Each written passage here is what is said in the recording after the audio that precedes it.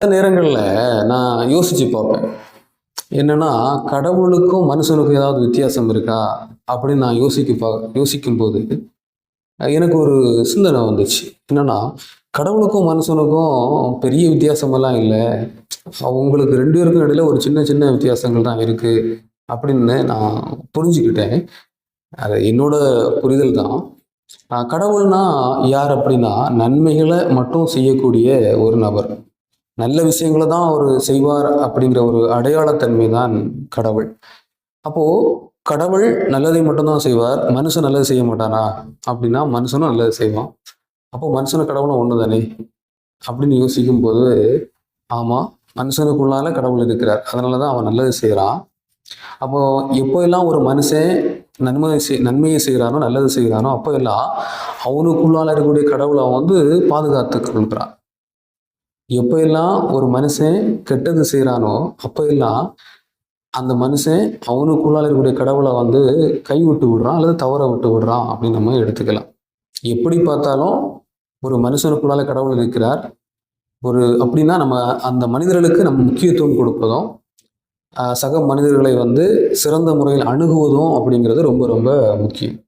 எவ்வாறு நம்ம வந்து மனிதர்களுக்கு நம்ம முக்கியத்துவம் கொடுப்பது, எப்படி அவங்கள வந்து சிறந்த முறையில் அணுகுவது அப்படின்னு பார்த்தோம்னா, அவங்களோட பேசுகின்ற போது, உரையாடுகின்ற போது, அந்த உரையாடல் நம்ம வந்து சிறப்பாக அமைச்சிக்கிட்டோம் அப்படின்னா, அவங்களுக்கு நம்ம முக்கியத்துவம் ஈஸியாக எளிதாக நம்மளால கொடுக்க முடியும்.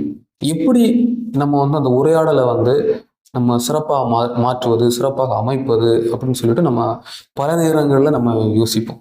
அப்படி அந்த யோசனைக்கு இந்த புத்தகத்தில் எழுத்தாளர் வந்து சில நுணுக்கங்களை வந்து கொடுத்துருக்கார், சில டெக்னிக்ஸ் வந்து சொல்லியிருக்கிறார். அது என்னென்ன டெக்னிக்ஸ், என்னென்ன நுணுக்கங்கள் அப்படின்னு நம்ம பார்க்கும்போது, முதலாவது நுணுக்கமாக அந்த ஆசிரியர் என்ன சொல்றாரு அப்படின்னா, எழுத்தாளர் என்ன சொல்றாருன்னா, நம்முடைய பேச்சு வரவேற்கின்ற விதமாக இருக்கணும் அப்படின்னு சொல்றாரு.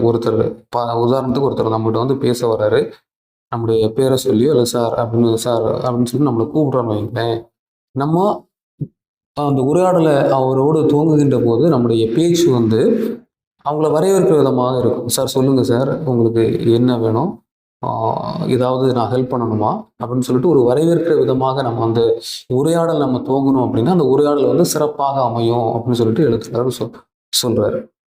உதாரணத்துக்கு நம்ம இப்போ பார்த்தீங்கன்னா, அது ஒரு எந்த விழாக்களாக இருக்கட்டும், அது ஒரு ஸ்கூல் ஆனுவல் டேயாக இருக்கட்டும், அல்லது ஒரு காலேஜ் ஆனுவல் டேயாக இருக்கட்டும், அல்லது அரசு விழாக்களாக இருக்கட்டும், அல்லது ஏதாவது ஒரு விழாக்களாக இருக்கட்டும், எந்த விழாக்களாக இருந்தாலும் வரவேற்புரை அப்படிங்கிறது வந்து ரொம்ப ரொம்ப முக்கியமான ஒரு நிகழ்வாக இருக்கும். அதுவும் முதல் நிகழ்வாக இருக்கும். ஏன் வரவேற்புரை முதல் நிகழ்வாக இருக்கு? அப்போதான் அந்த நிகழ்வுக்கு வந்திருக்கக்கூடிய எல்லாரையும் ஒருமுகப்படுத்த முடியும், ஒருங்கிணைக்க முடியும். அந்த நிகழ்வுக்கு வந்திருக்கக்கூடிய விருந்தினர்களை வந்து வரவேற்பதன் மூலம் வந்து அவங்கள வந்து அந்த விழாவோடு ஒன்றித்து போக செய்ய முடியும். இதற்காகத்தான் அந்த வரவேற்புரை வந்து முதல் நிகழ்வாக, முக்கிய நிகழ்வாக எல்லா விழாக்கள்லையும் வச்சிருக்காங்க. அதே போல தான் நம்ம எப்போ எல்லாம் யாருக்கிட்ட எல்லாம் பேசுகிறோமோ, எப்போ எல்லாம் பிற மனிதர்கள் நம்மளோடு வந்து பேசுகிறாங்களோ, அப்போ எல்லாம் நம்முடைய பேச்சு, நம்முடைய வார்த்தைகள், அந்த உரையாடல் துவக்கம் வந்து அவர்களை வரவேற்கிற விதமாக இருக்கணும் அப்படின்னு சொல்லிட்டு எழுத்தாளர் சொல்றாரு. இப்போ நீங்கள் வீட்டில் இருக்கிறீங்க, உங்கள் வீட்டுக்கு ஒரு விருந்துக்காரங்க வராங்க, உங்கள் சொந்தக்காரங்க வராங்க, கேட்டை ஓப்பன் பண்ணிட்டு வராங்க. நீங்கள் ஜன்னல் வழியாக பார்க்குறீங்க அப்படின்னா, நீங்கள் ஓடி போய் உங்கள் வீட்டு கதவை திறந்துட்டு அவங்கள ஓடி போய் வாங்க, உங்களை பார்த்து எவ்வளோ நாள் ஆச்சு, எங்கள் வீட்டுக்கு வந்து இவ்வளோ காலம் ஆயிடுச்சு, இவ்வளோ வருஷம் ஆயிடுச்சு, வீட்டுக்குள்ளே வாங்க, என்ன சாப்பிட்றீங்க, காஃபி போடட்டுமா, டீ போடட்டுமா, இப்படி இது வந்து வரவேற்கின்ற ஒரு விதம்.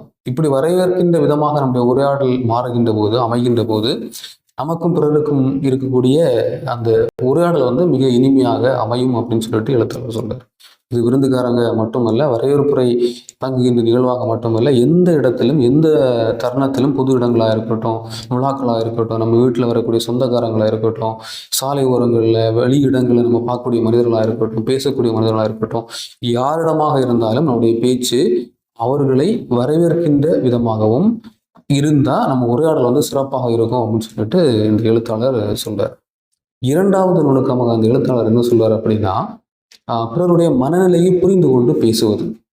இப்போ ஒருத்தர் வந்து சோகமா வராரு, சோகமா பேசிக்கிட்டு இருக்காரு அப்படின்னா அவர்கிட்ட போய் நம்ம ஜோக் அடித்து காமெடி பண்ணி நம்ம பேசணும் அப்படின்னா அந்த உரையாடல் எப்படி இருக்கும்னு சொல்லுங்களேன். ரொம்ப நெருடலாகவும் முரண்பாடான ஒரு ஒரு உரையாடலாகவும் அது மாறி போகும். அப்படின்னா பிறர் நம்மளோடு பேசும்போது அவருடைய குரலை வைத்து அவருடைய முகபாவனையை வைத்து அவங்க எந்த மனநிலையில் இருக்கிறாங்க, கோபமாக இருக்கிறாங்களா, இல்லை சந்தோஷமா இருக்கிறாங்களா, இல்லை எந்த உணர்வோடு அவங்க நம்மகிட்ட பேசிட்டு இருக்காங்க அப்படிங்கிறத கணிக்கணும் நம்ம. அதுக்கு அவங்களுடைய குரலையும் முகபாவனையை நம்ம வந்து பயன்படுத்திக்கிடணும். அதன் பிறகு அவருடைய உணர்வின் அடிப்படையில் அவருடைய மனநிலையின் அடிப்படையில் நம்ம வந்து நம்முடைய உரையாடலை வந்து கட்டமைக்க பார்க்கணும். அப்போ மனநிலையின் அடிப்படையில் நம்ம கட்டமைக்கும் போது அந்த உரையாடல் வந்து சிறந்த உரையாடலாக நிச்சயமாக மாறும். இப்போ உதாரணத்துக்கு பேங்குக்கு ஒருத்தங்க ஓடி வராங்க, ரொம்ப அவசரமா அந்த பேங்க்ல வந்து சர்வீஸ் வந்து கேட்குறாங்க அப்படின்னா அங்களுடைய வங்கி ஊழியர் என்ன பண்றாங்க, அவங்களுடைய அந்த உணர்வை புரிஞ்சுக்கிட்டு ரொம்ப அவசரமா நிற்கிறாங்க பிள்ளை அப்படின்னு சொல்லிட்டு அவங்களால முடிஞ்ச உதவியை பொறுமையா அவங்களுக்கு பதில் அளிச்சு அவங்களுடைய உணர்வை புரிஞ்சுக்கிட்டு அந்த சர்வீஸை வந்து அவங்க கொடுக்குறாங்க. அது போலதான் எந்த இடமாக இருந்தாலும் யாரிடம் நம்ம பேசுறதா இருந்தாலும் 2 விஷயங்களை நீங்க கவனிச்சுக்கணும். ஒன்று அவங்க பேசுறத கவனிக்கணும். அதை விடவும் முக்கியமாக அவங்களுடைய மனநிலையை உணர்வை புரிஞ்சுக்கிட்டு அந்த உணர்வுக்கு தக்கவாறு நீங்க பேச ஆரம்பிச்சீங்கன்னா உங்களுடைய அந்த உரையாடல் வந்து ரொம்ப இணைந்து போகக்கூடிய ஒரு உரையாடலாக அந்த உரையாடல் வந்து மாறி போகிறத நீங்களே கவனிக்க முடியும் அப்படின்னு சொல்லிட்டு எழுத்தாளர் சொல்றாரு. இது 2வது அணுகுமுறையாக இந்த எழுத்தாளர் வந்து பதிவு பண்றாரு. 3வது அணுகுமுறையாக என்ன சொல்றாரு அப்படின்னா, சில நேரங்கள்ல நம்ம மற்றவங்கள்ட்ட பேசும்போது நம்ம பேசுறது நம்ம தெளிவா பேசுறோமா, நம்முடைய வார்த்தைகள் வந்து தெளிவா இருக்கா அப்படின்னு பல நேரங்களில் நம்ம வந்து கன்ஃபியூஸ் ஆகும். இதெல்லாம் யோசிக்காதீங்க. உங்களோட வார்த்தைகள் வந்து ரொம்ப ரொம்ப அருமையா இருக்கணும், வார்த்தைகள் வந்து ரொம்ப ஸ்டாண்டர்டா இருக்கணும் அப்படிலாம் நீங்க யோசிக்காதீங்க. நீங்க பேசுறத வந்து உற்சாகமா பேசுங்க அப்படின்னு சொல்றாரு.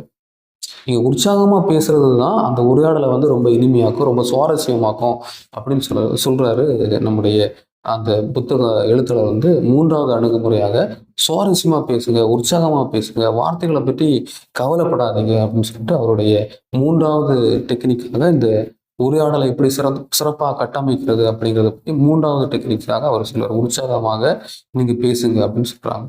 4வது அணுகுமுறை என்ன சொல்றாங்கன்னா, நீங்க நல்லா கவனிச்சு பாருங்க.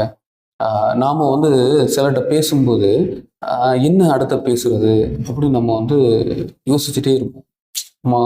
நம்முடைய சிந்தனை போட்டு அலசிட்டே இருப்போம். என்ன இவங்கள்ட்ட பேசுறது, நம்ம இவரை முன்னாலே எங்க பார்த்தோம், இவருக்கு எது பிடிக்கும் எது பிடிக்காது, எந்த பேச்சை பேசுனா நம்ம உரையாடல் வந்து சிறப்பாக இருக்கும் அப்படின்னு சொல்லிட்டு நம்ம யோசிப்பது உண்டு. அப்படிலாம் யோசிக்கிறதுக்கு வேலையே இல்லை அப்படின்னு சொல்லிட்டு இந்த எழுத்தாளர் சொல்றாரு. அப்படின்னா என்ன பண்ணலாம் அப்படின்னா, நம்மகிட்ட ஒருத்தர் பேசிட்டு இருக்காருல்ல, அவருடைய வார்த்தைகளை வந்து ரொம்ப கவனிச்சுக்கிட்டு அவருடைய வார்த்தைகள் மூலமாகவே நம்ம வந்து தகவலை வந்து தெரிஞ்சுக்கிடணும் அப்படின்னு சொல்லிட்டு இந்த எழுத்தாளர் சொல்றாரு.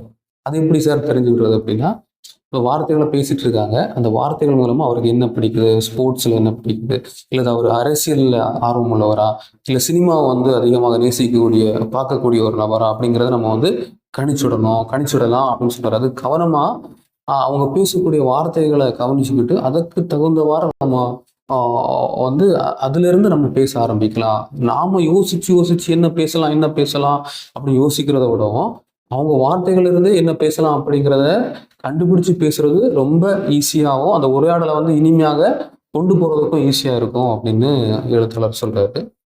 அடுத்த நுணுக்கமாக அவர் என்ன சொல்றாரு அப்படின்னா, ஒருத்தர்கிட்ட நீங்க உரையாடும் போது உங்களுடைய குறைய முதல்ல சொல்லாதீங்க, அதுபோல பிறருடைய குறைகளையும் அவங்கள்ட்ட வந்து வசைப்பாடாதீங்க அப்படின்னு சொல்லிட்டு எழுத்தாளர் சொல்றாரு.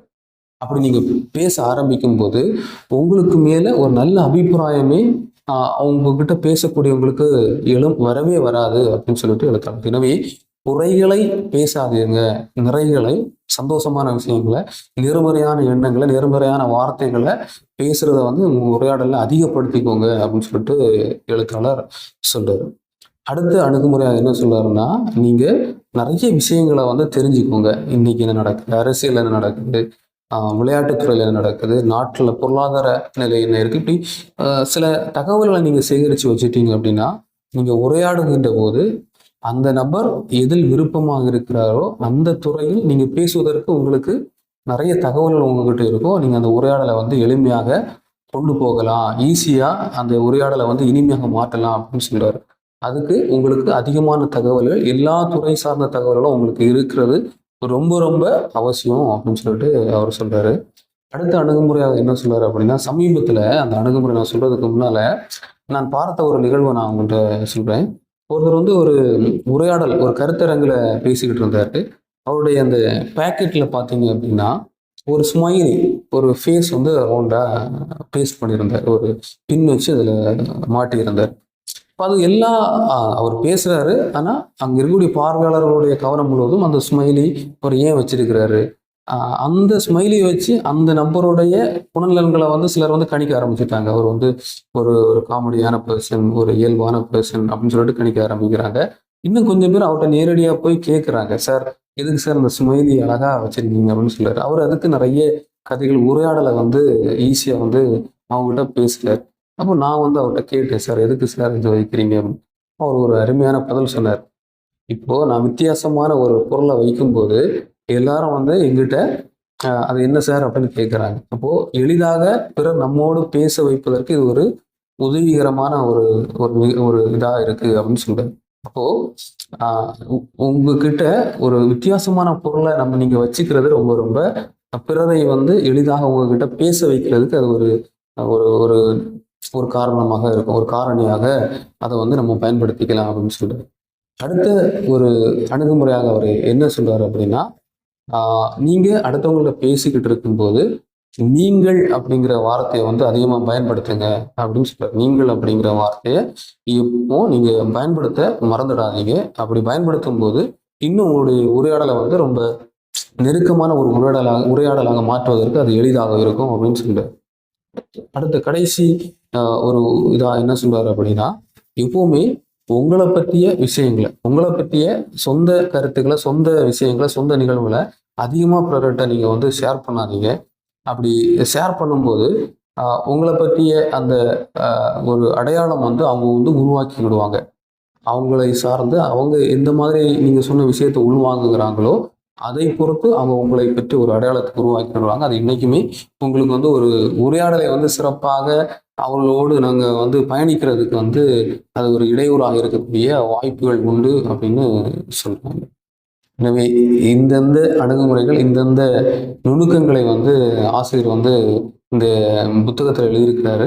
இதெல்லாம் நம்ம வந்து சில நேரங்களில் அப்ளை பண்ணி பார்த்தோம் அப்படின்னா அது வந்து எளிதான ஒரு விஷயமாக இருக்கும். குறிப்பாக யாராவது வந்து உங்கள்கிட்ட பேசுகிறாங்க, ஆர்வமாக பேசுகிறாங்க அப்படின்னா அது உங்களுக்கு தெரிஞ்ச விஷயமா இருக்கலாம். அது எனக்கு தெரிஞ்ச விஷயம்னு நீங்கள் வந்து வழிகாட்டாதீங்க. அவங்கள பேச விடுங்க. அவங்க பேசி முடிச்ச பிறகு நீங்கள் அதுலேருந்து அவங்களோட உரையாட ஆரம்பிங்க. பேச ஆரம்பிக்கும் போதே இது எனக்கு தெரிஞ்ச விஷயம் அப்படின்னு சொல்லிட்டு எப்போவுமே ஒரு உரையாடல் துவங்குகின்ற போதே அதை வந்து முடிக்க பார்க்காதீங்க. அவங்கள பேச விடுங்க அப்படிங்கிறதையும் அந்த எழுத்தாளர் பதிவு பண்றாரு. அப்புறம் இன்னொரு முக்கியமான தகவலை சொல்றாரு. ஒரு 5-6 பேர் இருந்து ஒரு ஒரு திட்டத்தை பற்றி நீங்க டிஸ்கஸ் பண்றீங்க, ஆலோசனை பண்றீங்க அப்படின்னா, ஒருவர் வந்து ஒரு ஒரு சிந்தனையை சொல்றாரு அப்படின்னா, அவர் யோசிச்சு சொல்றாரு அப்படின்னா, அந்த சிந்தனை அவருக்கு வந்து ரொம்ப பெஸ்ட்டான சிந்தனை அப்படிங்கிறத அவர் சொல்றாரு. சொல்ற போது நீங்க கேட்கக்கூடிய நீங்க வந்து அந்த சிந்தனை வந்து ரொம்ப நல்ல சிந்தனை இல்லை அப்படின்னு நீங்க நினைச்சா கூட உடனடியாக அவருக்கு இல்லை இல்லை இது என்ன நீங்க சொல்றீங்க, என்ன ஐடியா அப்படின்னுலாம் அவர்கிட்ட வந்து சொல்லாதீங்க. அவர் ரொம்ப மனசு கஷ்டப்பட்டுருவார். அந்த உரையாடல் வந்து அப்புறம் உங்ககிட்ட அவர் வந்து தனிப்பட்ட முறையிலையும் உரையாடல் வந்து மேற்கொள்ள மாட்டாங்க. அவருடைய சிந்தனையை நீங்கள் வந்து ஃபஸ்ட்டு ஓகே நீங்கள் உங்களுடைய சிந்தனை வந்து ஓகே சார், அதை நம்ம வந்து இந்த தருணத்தில் இன்னும் கொஞ்சம் அதிகமாக நம்ம வந்து டிஸ்கஸ் பண்ணலாம் அப்படிங்கிற வரவேற்கிற விதமாகவும் நம்ம வந்து பேசணும் அப்படின்னு சொல்லிட்டு அந்த எழுத்தாளர் வந்து புத்தகத்தில் சொல்லியிருக்காரு. நிறைய தகவல்களை அடுக்கடுக்காக நான் உங்ககிட்ட பகிர்ந்திருக்கிறேன். முடிந்த அளவு இதை வந்து நம்ம மற்றவங்களை சந்திக்கும் போது பேசுகிற போது இதை வந்து அப்ளை பண்ணி பார்ப்போம். ஓகே, இது சிறந்த ஒரு விளைவை வந்து நம்முடைய உரையாடலில் மாற்றம் அப்படின்னு நம்புகிறேன். நம்முடைய உரையாடல் பிறரோடு இனிமையாக அமையட்டும். நன்றி.